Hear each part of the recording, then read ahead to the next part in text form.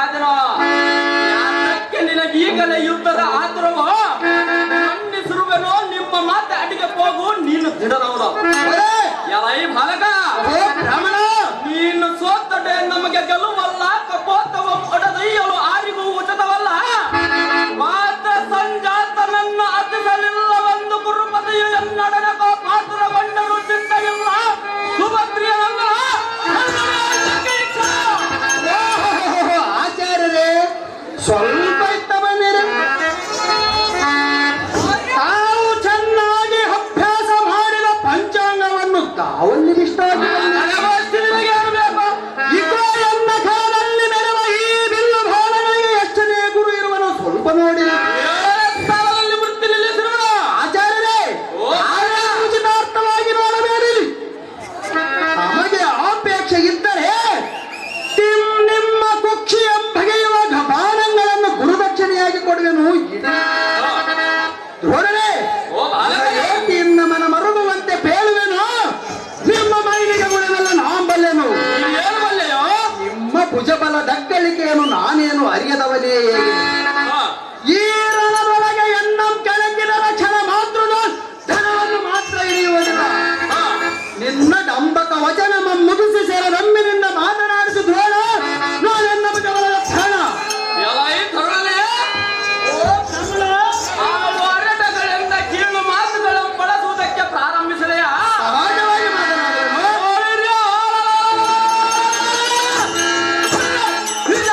ನಿನ್ನ ಕೂಳು ಕಂಡು ಕುಂತ ಸಂಭೂತರಾದ ಪಾಂಡವರ ಬಾಳುಗಳಿಗೆ ನಿನ್ನ ಇಚ್ಛೆ ಬಂದಂತೆ ಉಚ್ಚರಿಸಿದವಲ್ಲ ಸಂಧಾನದಿಂದ ಕವಚರ ಧ್ವಜ ಪತಾಕಿಗಳನ್ನು ಬ್ರಾಹ್ಮಣರಿಂದೇನಾಗುವುದು? ದುರ್ಪಾಲಕನೇ ಸ್ವಾಕ್ಕಿನೆಂದು ಬಿಸಿ ನುಡಿದ ನಾಲಿಗೆ ಬಿಡಿದು ಈ ಭಾಗ ಮಾಡುವೆನು. ಈಗೋ ನೋಡು ಎಲ್ಲರ ಮಕ್ಕಳ ಪುಂಡರೀಕದ ಮೆರೆಯುವ ಪ್ರಚಂಡ ತರಕೋ ದಂಡಕ್ಕೆ ಕಾರ್ಮೋಗದ ಮಿಂಚಿನಂತೆ ತರದ ಸಾಕವು ಪರಸೆದುವರೆಗೂ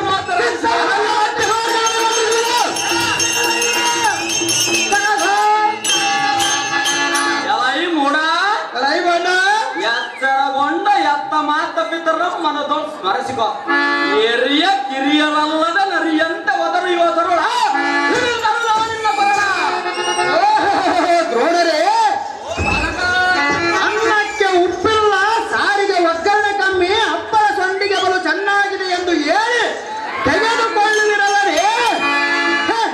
ನಾವು ಭೋಜನ ಪ್ರಿಯರಾಗಿದ್ದರಿಂದ ಇಂದು ಗೋಕುಲಾಷ್ಟಮಿ, ಇಂದು ವಿಜಯದಶಮಿ, ಇಂದು ಹರಿಸಂಕ್ರಮಣ, ಇಂದು ಯಜ್ಞಾರಂಭ ದಿನ. ಇದಕ್ಕೆ ಭೂದಾನ, ಗೋದಾನ, ದಾನವೆಂದು ಹೇಳಿ ಕಾಲಮಂ ಕಳೆಯುವವರಿಗೆ ಕಾಳಗದ ಗೋಷ್ಠಿ ತಮಗೆ ಬೇಕು. ಸ್ನಾನಮಂ ಮಾಡಿ ಮಡಿಯನ್ನುಟ್ಟು ದ್ವಾದಶಿ ಪಟ್ಟ ನಾಮಗಳನ್ನು ತೊಟ್ಟು ತಂಬಿಗೆ ತಾಲಿಗಳನ್ನು ಹಿಡಿದುಕೊಂಡು ಎಂಡರ ಮಕ್ಕಳನ್ನು ಕರೆದುಕೊಂಡು ಕಟ್ಟಿಗೆಯ ಮನೆಯ ಮೇಲೆ ಗಟ್ಟಿಯಾಗಿ ಕುಳಿತುಕೊಂಡು ಹೊಟ್ಟೆ ತುಂಬ ಉಂಡು ತೃಪ್ತಿ ಪಡುವುದಕ್ಕೆ ಬಲ್ಲಿಯಲ್ಲದೆ ಕರಣವಿದ್ಯೆ ಎನ್ನುವುದು ನೀವು ಕಾಣಿರಿ. ಗುರುನಾನವೇನೋ ಏನು ಜಪತಪವೆಂದು ತಿಳಿದಿರುವಿರೋ, ಇಲ್ಲವೇ ಉಪವಾಸ ಏಕಾದಶಿ ಎಂದು ಮಾಡಿಕೊಂಡಿರುವರು. ನೋಡರೆ ಸುಮ್ಮನೆ ಮನೆಗೆ ಹೋಗಿರಿ. ಸ್ನಾನ ಮಾಡಿ ಅಡಿಗೆ ಮನೆಯಲ್ಲಿ ಬಡಿದಾಡುವುದ ಬಿಟ್ಟು ಈ ಬಡಿದಾಡುವುದಷ್ಟು ನಿಮಗೆ ಅದಕ್ಕೆ ಬೇಕು ದ್ರೋಣ.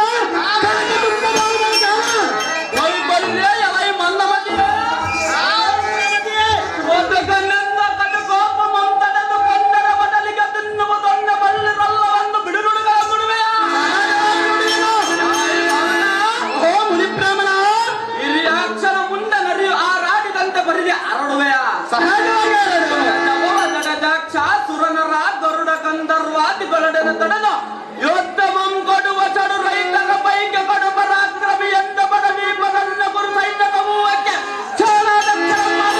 ಅವನಿಗೆ ಬುದ್ಧಿಲ್ಲದೆ ಮಾಡಿರುವಲ್ಲ.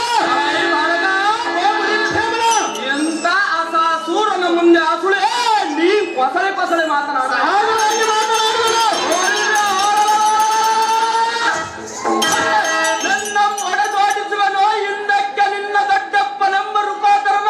ವಿರಾಟನಿಗೆ ಬಾಣಸಿಯಾಗಿ ಒಡಲು ಹರಿದು ಬಂದಿರವರೇ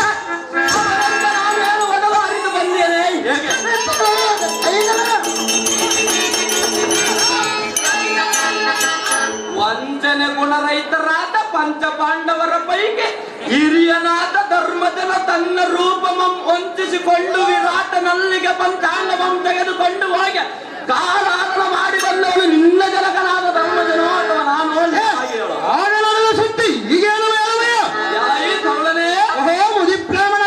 ಅಲ್ಲಿದ ಜನರ ಮುಂದೆ ಕುಲ್ಲ ಸ್ವಾನ್ನವು ಅಲ್ಲು ತೆರೆದಂತೆ ಕುಲ ಶ್ರೇಷ್ಠರ ಮುಂದೆ ಬಲ್ಲ ಬಲ್ಲಂತ ನುಡಿವೆಯಾ ನುಡಿದನು ಕುಲ್ಲ ಲೋಚನನಾದ ಶ್ರೀಕೃಷ್ಣನಿಂದ ನಿಮ್ಮದೊಂದು ಬಾಳ್ವೆಯಲ್ಲವೇ ಇಲ್ಲಿ ಆರು ತಿಳಿಯದವರೆಂದು ಇಲ್ಲದ ಪೌರುಷಮ ಹೊಚ್ಚಿಕೊಳ್ಳುವೆಯಾ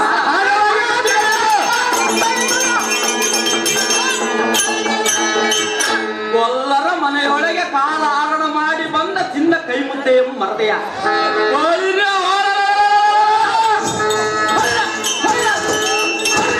ಹೊರಬಾಗಿಯು ಕಿಡಿಗಂಡದಂತ ಗುಡಿಸುತ್ತ ಬರುವ ಭಾರವನ್ನು ಹರಾರಿಸುವ ಸುಭದ್ರಿಯ ಕುಮಾರ ನಿಮ್ಮಬ್ಬರಿಗೆ ದುರ್ವಿದ್ಯೆಯನ್ನು ಹೇಳಿದ ಗುರುವು ನಾನಲ್ಲವೇ ಘೋರ ಹಿಡಿದಿರುವುದಾಗಿ ಆಚಾರ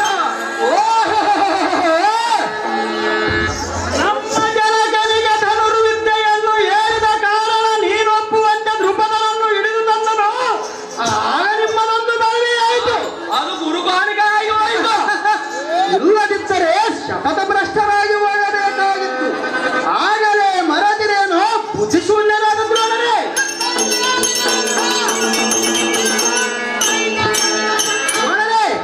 ಸರ್ಕಾರದ ಧರ್ಮರಾಜಾದಿಗಳು ಪೂರ್ವ ಕರ್ಮಾದಿ ಕಾರಣ ವಿರಾಟನಲ್ಲಿಗೆ ಎದ್ದು ಹೋಗಿ ಉತ್ತರ ಗೋಗ್ರಾಣದಲ್ಲಿ ಕಾಲಹರಣೆಯನ್ನು ಮಾಡಿ ತಮ್ಮನ್ನು ಗೆದ್ದು ಬಂದಿರುವರಲ್ಲದೆ ನಿಮ್ಮಂತೆ ಮಧ್ಯಾಹ್ನ ಕಾಲದಲ್ಲಿ ಗದ್ದಿಗೆ ನೀರು ಕಟ್ಟಿದಂತೆ ತುಪ್ಪದಲ್ಲಿ ಹೋಳಿಗೆ ಮುದ್ದೆ ಹತ್ತಿ ಹತ್ತಿ ಎದೆ ಉಪ್ಪುವವರೆಗೂ ತಿನ್ನುವ ಬುದ್ಧಿಯೊಂದೇ ಬಂದಿರಲ್ಲದೆ ಅದರ ವಿದ್ಯೆ ಎನ್ನುವುದನ್ನು ಕಾಣಿರಿ.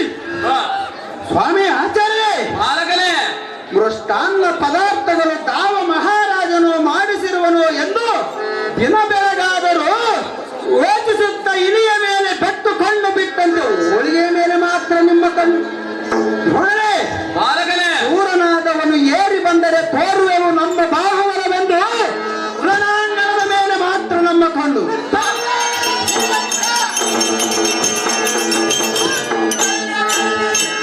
ಹೊಟ್ಟೆಯಂ ಗಲ್ಲಿಸಿ ಕಂಠದ ಮಟ್ಟಿಗೆ ತಿನ್ನುವ ಭಂಡರಲ್ಲದೆ ನಿಮ್ಮಂತ ಪೆಂಟೆಯವರಿಗೆ ಯುದ್ಧದ ತಂಟೆ ಏನು ಬೇಕು? ಕುಲಕಂಟಕನಾದ ಕೌರವನ ಝಂಟೆಯನ್ನು ತರಿಸಿ ಬೆಂಡೆಯನ್ನು ಬಿಟ್ಟರೆ ಮುನ್ನ ನಿಮಗೆ ಸುಖವಾಗುವುದು. ಇಲ್ಲವಾಯಿತೆ ಧನುಜ್ಜಂಕಾರಮಂ ಗೈವ ಬಾಣದಿಂದ ನಿನ್ನ ಕಂಟಕಮಂ ಕರೆಯುವ ಭಂಡನೆಂದರೆ ಪಂಚಾಂಗನ ಗಟ್ಟು ಎತ್ತಿಕೊಂಡು ನಿನ್ನ ಮಂದಿರಕ್ಕೆ ದಾರಿ. ಹಾಗಾದರೆ ಬಹು ಜಾಗ್ರತೆಯಿಂದ ಯುದ್ಧಕ್ಕೆ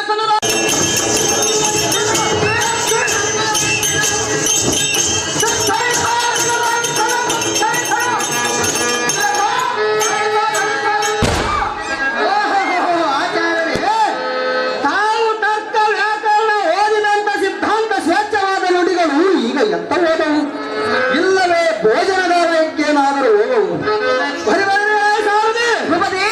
ಎಕ್ಕರವಾದ ತಿರತರನ್ನು ಕುಕ್ಕಿಸಿ ಅವರ ಬಲವೆಲ್ಲ ನುಗ್ಗು ನುಗ್ಗು ಮಾಡಿರುವೆನು. ಮುಕ್ಕಡಿಸುತ್ತ ಬರುವ ನಾವರಿದ್ದರೆ ಎನ್ನ ಕೂಡ ಯುದ್ಧಕ್ಕೆ ಬರೆಯಲು ಅಂತ ನಾನು ಸಾಗಿ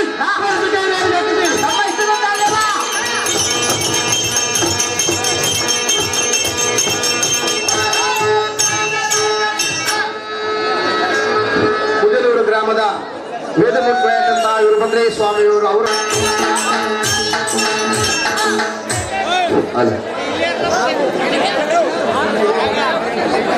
ಅಯ್ಯೋ ಸನ್ನುತರಾದ ಲಕ್ಷಣಾಧಿತನಗಳಿರ ಎನ್ನೋರು ನನ್ನ ಬಿಟ್ಟು ಈ ರಣಭೂಮಿಯಲ್ಲಿ ಪರದೇಶಿಯಂತೆ ಮಾಡಿಬೋದಿರ. ಇಂದಿಗೂ ನಿಮ್ಮ ಋಣವು ತೀರಿತು, ನನಗೆ ಮಾತ್ರ ದಿಕ್ಕಿಲ್ಲದೆ ಪರದೇಶಿಯಂತೆ ಮಾಡಿಬೋದಿರ. ಅಯ್ಯೋ ಕಿರೀಟವರ್ತನರೇ, ಎನ್ನ ಮೇಲೆ ಬೇಸರಗೊಂಡು ಮೌನವಾಗಿ ಮಲಗಿರ. ಇಂದ್ರ ಸಂಭ್ರಮವನ್ನು ಧಿಕ್ಕರಿಸಿ ಇಂಥ ಸಂಪತ್ತು ಸಾಮ್ರಾಜ್ಯವನ್ನು ಆರಿಗೆ ಬಿಟ್ಟು ಹೋದಿರ. ಮುಂದೆ ನನಗೇನು ಗತಿ ಹೇಳಬೋದಿರ. ಚಿತ್ತ ಜನರೋಪನೊಳಪ್ಪುವ ಲಕ್ಷಣಾಧಿತನಗಳಿರ. ಜನನಿ ಜನಕರನ್ನು ಇವತ್ತಿಗೆ ನಿರ್ಭಾಗ್ಯ ಮಾಡಿಬೋದಿರ. ಮಧ್ಯವರ್ತಿಯಾದ ಭಾನುಮತಿ ಕ್ಷಿತಿ ಬಾಲನೇ ಸುತರೇನಾದರೆಂದು ಹೇಳಿದರೆ ನಾನೇನು ಹೇಳಲಿ? ನಿಮ್ಮ ಮರಣದ ವರ್ತಮಾನ ಕೇಳಿದ ಕ್ಷಣ ಅಯ್ಯೋ ಎಂದು ಈ ಭೂಮಿ ಮೇಲೆ ಬಿತ್ತು ಹೊರಳಾಡುವ ಗತಿಯನ್ನು ಹೇಗೆ ಶಾಂತಿ ಮಾಡಲಿ?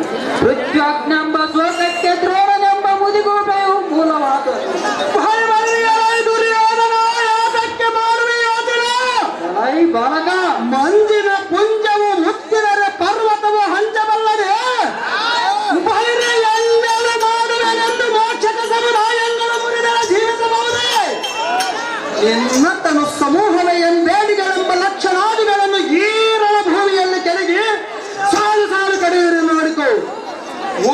ವೀರರಲ್ಲಿ ಕದನಕ್ಕೆ ಬರುವ ಸುಪ್ರಸಿದ್ಧ ನಾವನಿದ್ದರೆ ಮನದಲ್ಲಿ ಬೆಳೆಸಿ ಆಲೋಚನೆಯನ್ನು ಮಾಡಿಕೊ ದುರ್ಯೋಧನ.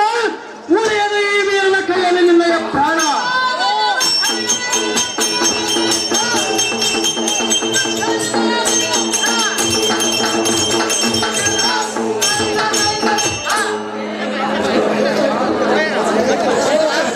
ಅಯ್ಯೋ ದ್ರೋಣರೇ, ಕಾಳಗದೋಳ ಅಭಿಮಾನ್ಯ ಶಿಳದ ಎನ್ನ ಮಕ್ಕಳನ್ನು ಹಾಳು ಮಾಡಿದ್ರಿ. ನಾವು ಮೊದಲು ಹೇಳಿದ ವಾಕ್ತು ನೆಪ್ಪ ಈಗ ಎತ್ತ ಹೋಯಿತು.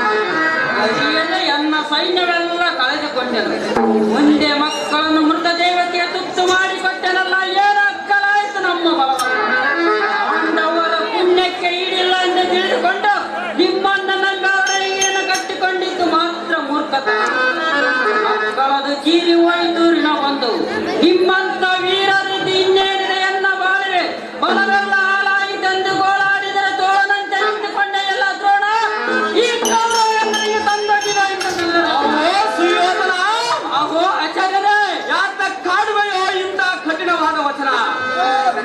ಆಹೋ ದ್ರೋಣರೇ, ನಿಮ್ಮದೇನು ಗಂಟು ಹೋಯಿತು. ನಿಮ್ಮಂತ ನೆಂಬಿಯನ್ನ ಪ್ರಾಣ ಕಂಟಕದಲ್ಲಿ ಸಿಲುಕಿದೆ. ದ್ರೋಣ ಇದಕ್ಕೇನಾದರೂ ಮಾಡೋ ಕೌರವೇಂದ್ರ. ಅಹೋ ಆಚಾರ್ಯರೇ, ನಿಮ್ಮ ಪ್ರಾಣವ ಕಂಟಕದಲ್ಲಿ ಸಿಲುಕಿದರೆ ಗಟ್ಟಿಯಾಗಿ ಬಾಯಿ ಮಾತ್ರ ಮುಚ್ಚಿಕೋ. ಎತ್ತ ಹೋಗುವುದರಲ್ಲಿ ದುರ್ಯೋಧನ. ನಿಮ್ಮ ಮೂರ್ಖತನ. ಅಹೋ ದ್ರೋಣರೇ, ನೀವು ನಮ್ಮನ್ನ ಆಚೆ ಮಾಡಲಿಕ್ಕೆ ನಿಮ್ಮ ಸ್ವತಂತ್ರವಲ್ಲ. ನನ್ನ ಗತಿ ಈಗಿರುವ ಕಾಲಕ್ಕೆ ಯಾರೇನು ಮಾಡುವುದು. ದ್ರೋಣ, ನೀನು ಮಾತಿನಲ್ಲಿ ಬಹು ಚಾಣಕ್ಯ. ಅಹೋ ಪೃಥ್ವಿಪತಿಯಾದ ಗುರುಪದೇ. ಅಹೋ ಸೇನಾಧಿಪತಿ. ತತ್ಪುತ್ರರು ಮುದ್ದಿ ಹೊಂದಿದರೆಂದು ಉತ್ಕೃಷ್ಟತರವಾದ ಮನೋವ್ಯತೆ ಎಂಬ ಶೋಕವನ್ನು ಮಾತ್ರ ಕಾಲದ ಬಿಡಬಿಡ. ಅವರವರ ಆಯುಷ್ಯ ಇರುವವರೆಗೂ ವಿಧಿಲಿಖಿತವಂ ಅಳುಕಿಸಿ ಹೆಚ್ಚಿಗೆ ಬರೆಯುವ ಯಾರಿಗೂ ಸಾಧ್ಯವಲ್ಲ. ಅವೋ ದುರ್ಯೋಧನ. ಅವೋ ಸೇನಾಧಿಪತಿ. ಅತುಲಿತ ಪರಾಕ್ರಮಿಗಳಾದ ಅತಿರಥರನ್ನ ಗತಿಗಡಿಸಿದ ಪಾರ್ಥಸುತನ ಸಾಮಾನ್ಯ ಆತ್ಮ ಬಲಶಾಲಿಗಳಾದ ಅಭಿಮಾನ್ಯ ಒಡನೆ ಕಾಳಗವೆಸಗಬೇಕಾದರೆ ಅಸುರರಿಗೂ ಸಾಧ್ಯವಲ್ಲ.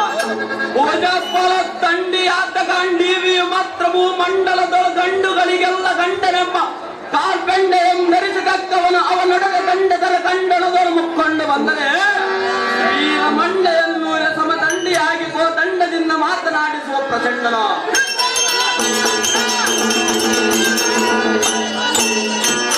ಮೃತ್ಯುಪತಿಯ ಇದು ಆವದು ಹುಡುಗನು. ನಮ್ ಕಂಡರೆ ಗಂಡಿನಿಂದ ಗಿಡಿ ಗಂಡ